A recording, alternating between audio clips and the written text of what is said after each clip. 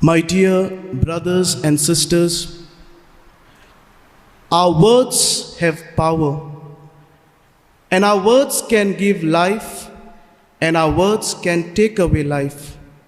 So it is our responsibility to use our words, our faculty of speech, diligently, carefully. I will give you 3 sieves or 3 ways we can correct our brother. And the first thing would be the golden rule. Matthew 7:12. Easy to remember. Matthew, 7 days a week and 12 months a year. Matthew 7:12. Everything do unto others as you'd have them do unto you. Do unto others as you'd have them do unto you.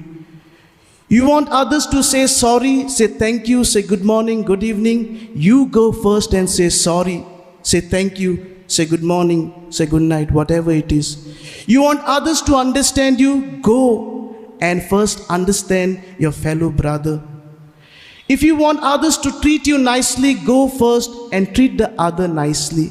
And so if you want others to correct you in a brotherly manner, in a nice way, then go first. When the brother commits sin, go correct him in a brotherly manner, in a nice way.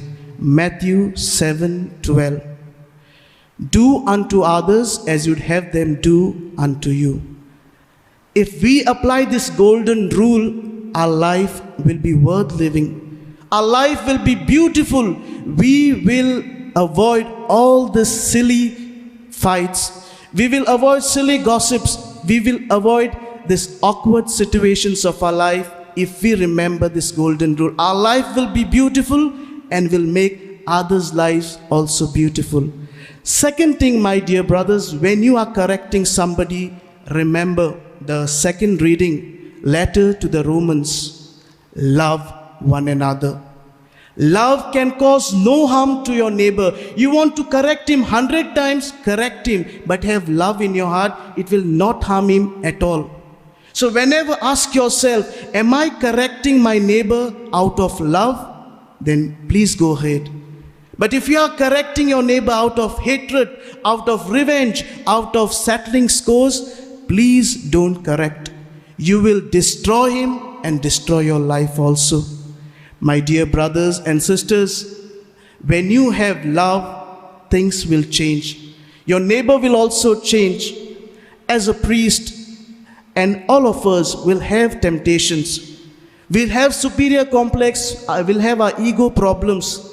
And when we'll say, no, I want to correct him, I will see that I teach him a lesson.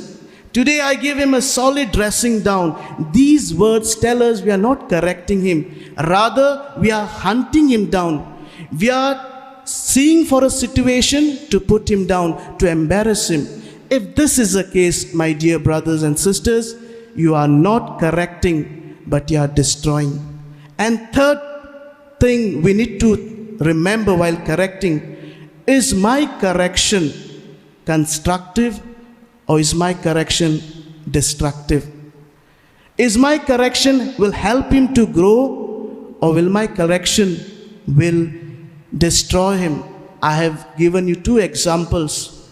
The priest corrected Bishop Fulton Sheen in a brotherly manner, and he became a priest, a holy bishop, and is on the way to become a saint. But on the other hand, Hitler's parents, his people corrected him in an inhuman way, and he became a dictator, a cruel dictator world has ever produced. I'll say it again. Our words have power. Either we can give life or we can take away life. My dear brothers, correction is important, but the way, the manner which we correct is equally important. Let us remember, as I said, this golden rule, Matthew 7:12. Do unto others as you'd want them to do to you.